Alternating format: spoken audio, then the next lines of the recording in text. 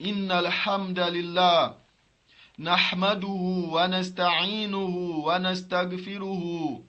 ونعوذ بالله من شرور أنفسنا وسيئات أعمالنا من يهدي الله فلا مضل له ومن يضلل فلا هادي له والصلاة والسلام على أشرف المرسلين سيدنا ومولانا محمد وعلى آله وصحابه ومن تبعهم بإحسان إلى يوم الدين. السلام عليكم ورحمة الله وبركاته.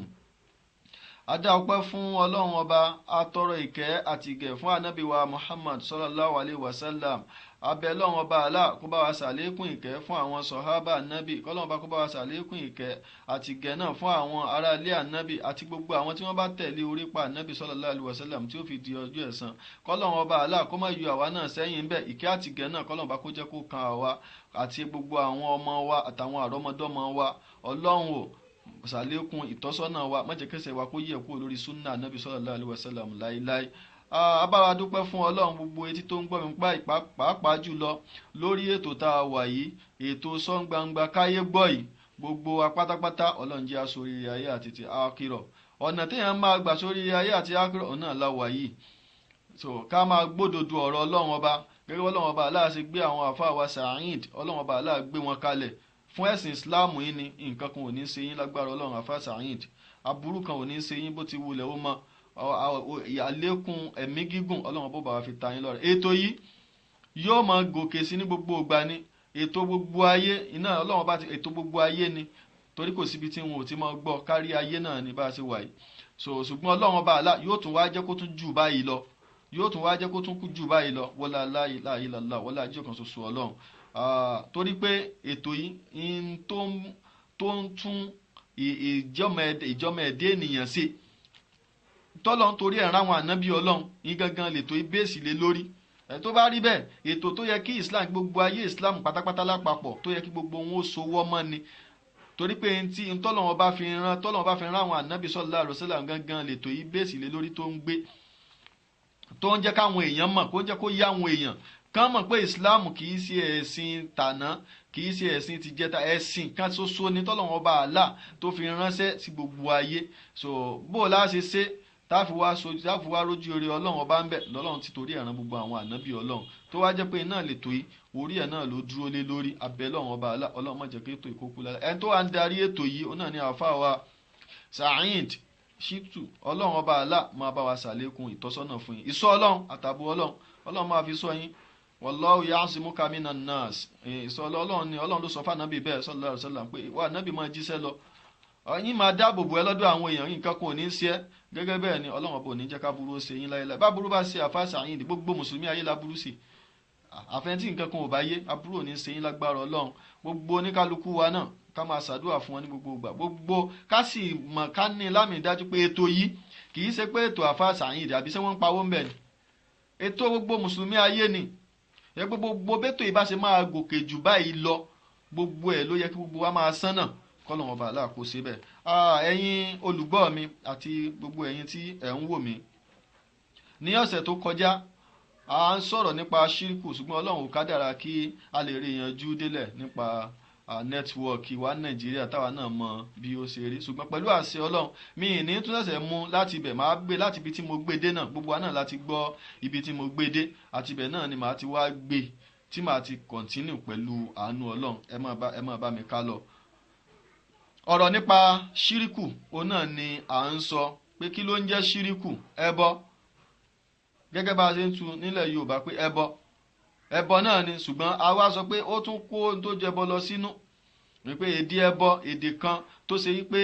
ó gbalẹ̀ tá a mọ̀ pé ẹni tó bá ti gbẹ́bọ dání àbẹ́ni tó ń gbórí ẹbọ lọ sórí ìta mẹ́ta rárá, ó jù bẹ́ẹ̀ lọ. Gbogbo nǹkan tá a bá ti lè da nǹkan pọ̀ mọ́ Ọlọ́run ni ló ń jẹ́ ṣíríkù. Tá a bá ti lè mújọsìn wa tó yẹ ká ṣe fọ́lọ́run Ọba Allah nìkan tá à ń ṣe fún ẹlòmíì lẹ́yìn Ọlọ́run, àwọn eléyìí ló ń jẹ́ ṣíríkù tí a ṣàlàyé ẹ̀ fún wa gẹ́gẹ́ bọ́lọ́run Ọba Allah bó ṣe ṣàlàyé ẹ̀ fún wa látòrí àwọn ànábì wa Muhammad sallallahu alayhi wa sallam. Ọlọ́run Ọba má jẹ́ ká sì sọ, ẹ̀yin tẹ́ ẹ sì ń gbọ́ mi náà Ọlọ́run má jẹ́ ká ẹ sì gbọ́, k'Ọlọ́run Ọba kó máa ṣe ìtọ́sọ́nà fún wa. ọlọ́run bá wà ń sọ ní al-Qur'anil Karim wípé alladhina amanu wa lam yalbisu imanahum bi zulmin ulaika lahumul amnu wa hum muhtadun. àyà tí mo kà gbẹ̀yìn níjọ́ yẹn nìyẹn wípé ọlọ́run ọba àlá ó láwọn olùgbàgbọ́ òdodo làwọn ẹni tó ṣe wípé wọn ò míksì ìmánì wọn ò míksì ẹ̀pẹ̀ pọ̀ mẹ́bọ pé zulimu tó wà ń bẹ̀ yẹ ẹbọ ni wòláìkà láwùmọ̀lẹ̀ amnu. ọlọ́run gbogbo àwọn tí wọ́n bá ti ro ìgbàgbọ́ wọn papọ̀ mẹ́bọ tí wọ́n ò rò papọ̀ mọ́ dídá nǹkan pọ̀ mọ́ Ọlọ́run, àwọn eléyìí tí wọ́n ní ìfọkànbalẹ̀, àwọn ni wọ́n ní ìfọkànbalẹ̀ lọ́dọ̀ Ọlọ́run. wà hum muhtadun, àwọn sì lẹ́yìn tí ó mọ̀nà, àwọn ni wọ́n mọ dójú ọ̀nà Ọlọ́run ọba mọ̀, àwọn ni wọ́n mọ̀nà. so tó bá rí bẹ́ẹ̀, tó bá rí pé àwọn ni wọ́n mọ̀nà, àwọn náà ni wọ́n ṣoríire láyé àti àkírọ̀. a jẹ́ pé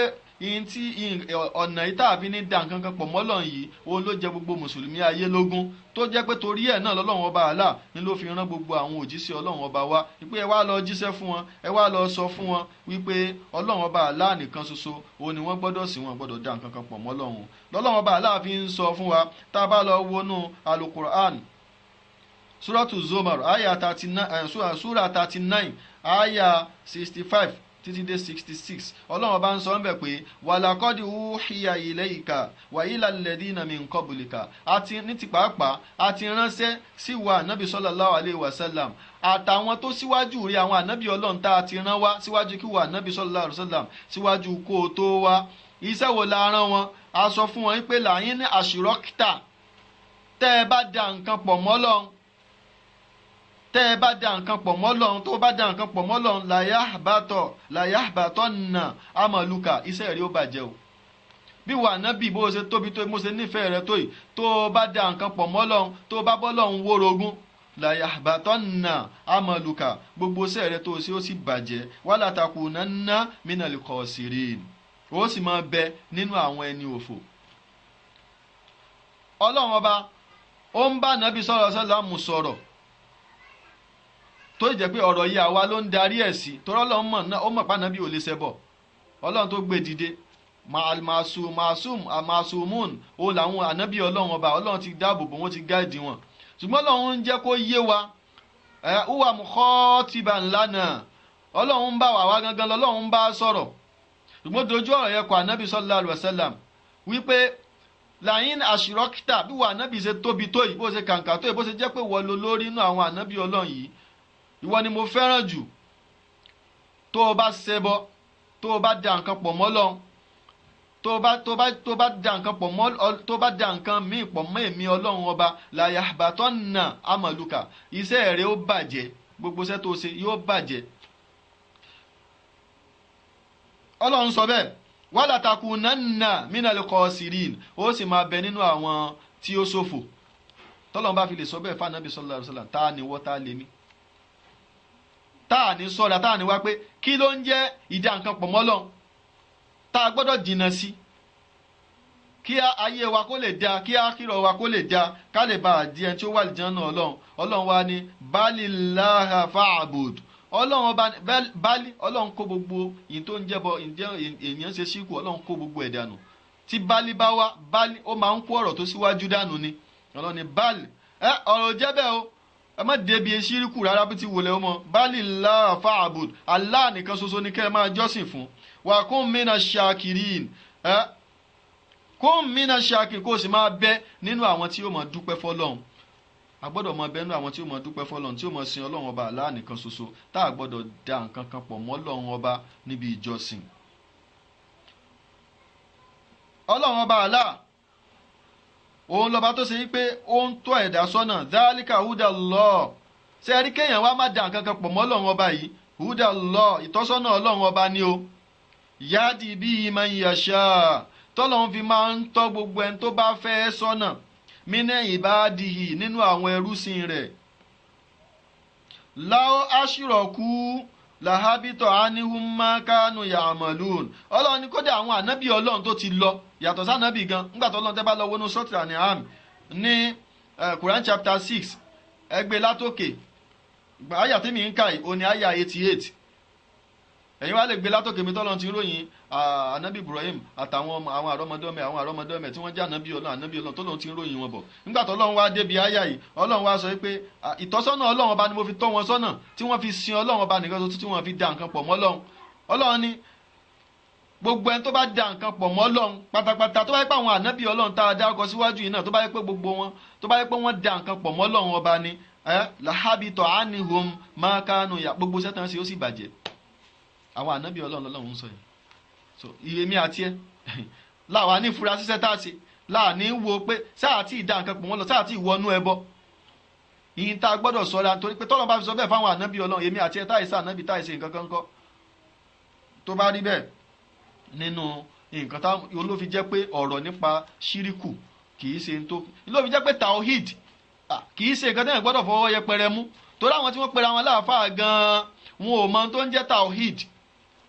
torí ẹ̀ láyé wọn ṣe ń bàjẹ́ torí pé wọn ò mọ tó ń jẹ́ tawhid.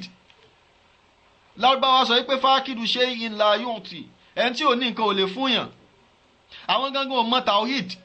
torí ẹ̀ lọ́rọ̀ wọn ṣe dàrú torí àni wọ́n ṣe ń bọ́ sórí afẹ́fẹ́ tí wọ́n ń sọ nǹkan tí ò yẹ kí wọ́n sọ wọ́n ń bọ́ sórí afẹ́fẹ́ wọ́n ń pa àwọn èèyàn lọ síbi kí wọ́n wá máa ṣoògùn wọ́n ń bọ́ sórí afẹ́fẹ́ wọ́n ń pa àwọn èèyàn lọ síbi kí wọ́n wá máa ṣẹbọ sọ́lọ̀ wọn bá àlá wọ́n ń bọ́ sórí afẹ́fẹ́ wọ́n ń pa àwọn èèyàn lọ síbi kí wọ́n wá máa wòràwọ̀ wọ́n ń bọ́ sórí afẹ́fẹ́ wọ́n ń pa àwọn èèyàn lọ síbi kí wọ́n wá máa jó nǹkan kí wọ́n máa eléyìí ìyìn tó gbẹ̀yàn kúrò ní ìsìláàmù pátápátá ni tó yẹ pé téèyàn bá ṣe ìsìláàmù ẹ ti bàjẹ́ so tó bá rí bẹ́ẹ̀ àáfàá tí nǹkan bá yé ibi tí ó ti gbéṣẹ́ rẹ̀ ibẹ̀ níbi tawhid torí pé dídú tawhidi àṣírìkù tawhid opposite ẹ̀ náà ní ṣíríkù ìpè ìsí ọlọ́run ọba láso níbi ìjọsìn rẹ̀ pé ọlọ́run ọba alánìkan láṣẹ láso níbi ìjọsìn ọlọ́run ọba alánìkan láṣẹ láso níbi ìdẹ́dà rẹ̀ ìdá gbogbo tó dá ọlọ́run ọba alánìkan láṣẹ láso níbi àwọn orúkọ rẹ̀ àtàwọn ìròyìn rẹ̀ a gbọ́dọ̀ dá nǹkan kan pọ̀ mọ́ Ọlọ́run especially níbi ìjọsìn fọ́lọ́run ọba so tẹ́yìn bá ti dá nǹkan pọ̀ mọ́ Ọlọ́run tó ti jọ́sìn fún nǹkan míì lẹ́yìn Ọlọ́run lóòótọ́ ló ń jọ́sìn fọ́lọ́run lóòótọ́ ló ń kírun ló ń gbàwẹ̀ ó tún wá mú ìjọsìn tó yẹ kó fọ́lọ́run ó tún wá fún nǹkan míì lẹ́yìn Ọlọ́run tó ń jẹ́ ṣíríkù nìyẹn. pẹ̀lú àánú Ọlọ́run à ń tẹ̀síwájú nínú ẹ jẹ́ wá lọ sínú hadith mo ti kó àwọn ayatul Qur'an tó ti pọ̀ ni mo ti kó wá so ẹ jẹ́ ká lọ sínú hadith anabi sallallahu alaihi wasallam wa fil hadith alladhi rawahu imam al-Bukhari wa Muslim fi sahihayhima an Mu'adh ibn Jabal qala kuntu radifa an-nabiyyi sallallahu alaihi wasallam ala himar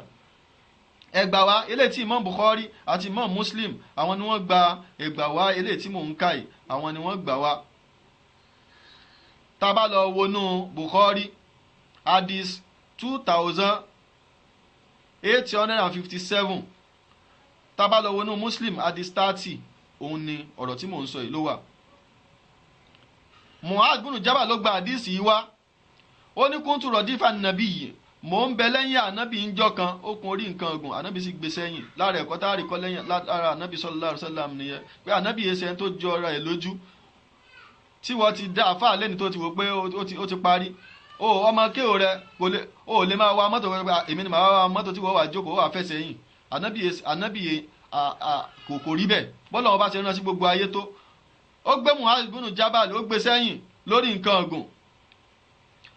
ó wá ń sọ fún Mu'adh ibn Jabal níjọ́ náà pé atadiri ma haqqullahi ala al-ibad atadiri ma haqqullahi ala al-ibad ǹjẹ́ o mọ ìwọ Ọlọ́run ọba lórí àwọn ẹ̀dá rẹ̀ wa ma haqqul ibadi ala Allah àti pé kí ni ìwọ ẹrú lọ́dọ̀ Ọlọ́run kulitullahu wa rasuluhu a'lam ó ní mo wá sọ pé Ọlọ́run ọba àtòjíṣẹ́ rẹ̀ ló mọ̀ o kọ́ọ̀l ànábì sallallahu alaihi wasallam wá sọ wípé hakulọ sórí ń sìn sábẹ́ nìyẹn o àwọn wọn ò dàbí tiwa àwa ń sìn tábà ti mọ nǹkan kan wọ́n ti ń pè wá láàfà kí ló mọ̀ wàá mọ̀ ohun tí tumina ilmi illa qalilan Ọlọ́run ni àfún yín mọ̀ bí ó ṣe díẹ̀ ibi tó o bá mọ̀ wọ́n dákẹ́ ni wàá béèrè lọ́wọ́ àwọn tí wọ́n mọ̀ fas'alu ala dhikri in kuntum la ta'lamun kése gbogbo ọmọ lẹ́nìkan lè mọ̀ tán ṣùgbọ́n àwọn àfáà tí wá Nàìjíríà ń bí gbogbo ìbéèrè tó bá ti bè wọ́n ni likulli su'alin jawab likulli su'alin jawab gbogbo àti tí ó mọ̀ àti tó mọ̀ gbogbo ẹni yóò fi máa ti àwọn èèyàn lọ́nà. yìí téèyàn ò bá mọ̀ èèyàn máa ń dákẹ́ ní ẹ̀rí wọn á jáde ó bá ti dinú Ramadan ẹ̀rí tí wọ́n mọ̀ sí tafsiri oríṣiríṣi gbogbo tí wọn ò mọ̀ ó mọ̀ nípa hadith wàá máa parọ́ yìí tó mọ̀ wàá máa tútùkùtù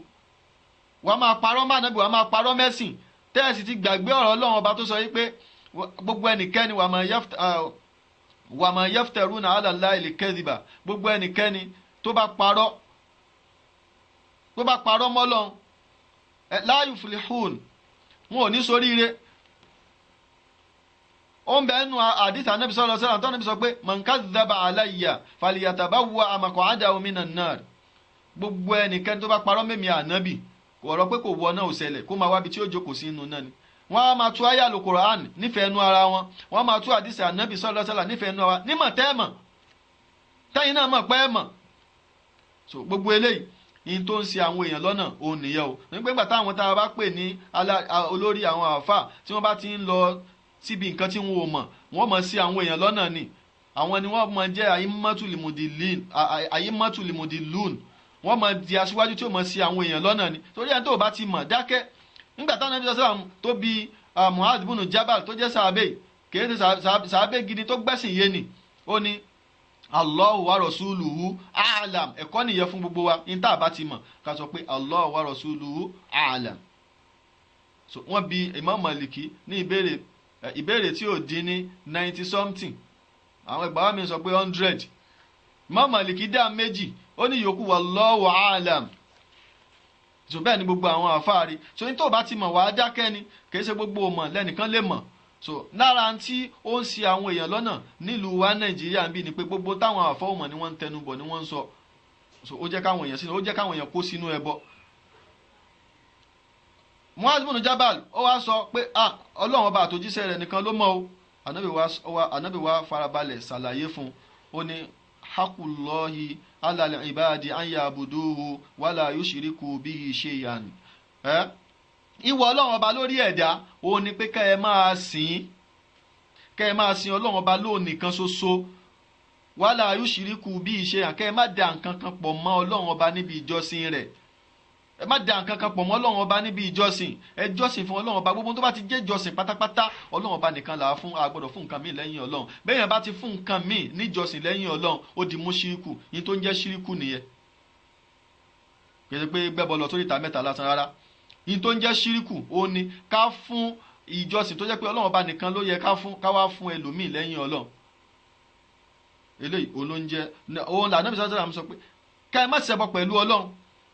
ìwọ Ọlọ́run ọba nìyẹn o ẹ má jọ́sìn fún kankan míì lẹ́yìn Ọlọ́run ẹ má dà nǹkan pọ̀ mọ́ Ọlọ́run wa haqqul ibadi ala Allah kí wá ní ìwọ tẹrú lọ́dọ̀ Ọlọ́run òun ni pé an la yu'adhiba man la yushrika bihi shay'a Ọlọ́run ọba ò ní fìyà jẹ gbogbo ẹni tí ò bá ti dà nǹkan pọ̀ mọ́ níbi ìjọsìn Ọlọ́run ò ní fìyà jẹ yẹn pé ìyẹn lọ́rọ̀ ẹbọ fi lágbára ẹbọ yẹ kìí ṣe nǹkan kékeré ní tó bí Ọlọ́run ọba nú jù lórí ilẹ̀ ni lọ́lọ́run bá fi sọ pé òun ò ní gbogbo ẹni tó bá ti dà nǹkan pọ̀ mọ́ òun Ọlọ́run ọba níbi ìjọsìn tó dà nǹkan pọ̀ mọ́ òun Ọlọ́run ọba tó jọ́sìn fún Ọlọ́run tó tún fi ìjọsìn fún nǹkan míì lẹ́yìn Ọlọ́run ọba gbogbo àwọn ilé ìparapata Ọlọ́run ní tí wọ́n bá kú sórí ẹ̀ òun ò ní foríjì wọn àforíjì ò sí fún wọn ní ákírọ̀ tí wọ́n bá fi lè kú sórí ẹ̀ so tó bá rí bẹ́ẹ̀ àdìsí alákọ̀ọ́kọ́ nìyẹn. bákan náà ẹ jẹ́ n tún mú àdìsí ẹlẹ́ẹ̀kejì wá eléyìí tí àfáà Jábìrù gbà wá kọ́lọ́mù ọba kó bá wa yọ́nú sí ó ní anna Rasulullah sallallahu alaihi wasallam ọlá Ànábì sallallahu alaihi wasallam sọ pé man laqiya Allaha la yushriku bihi shay'an dakhala al-jannah gbogbo ẹnikẹ́ni tó bá pàdé Ọlọ́run ọba lẹ́yìn tí ò dá nǹkan kan pọ̀ mọ́ Ọlọ́run títí tó fi jáde láyé dakhala al-jannah yóò wà al-jannah wa man laqiyahu yushriku bihi shay'an àmọ́ tó bá pàdé Ọlọ́run ọba lẹ́yìn tó dá nǹkan pọ̀ mọ́ Ọlọ́run dakhala an-nar iná nílé rẹ̀ tí ó wọ̀.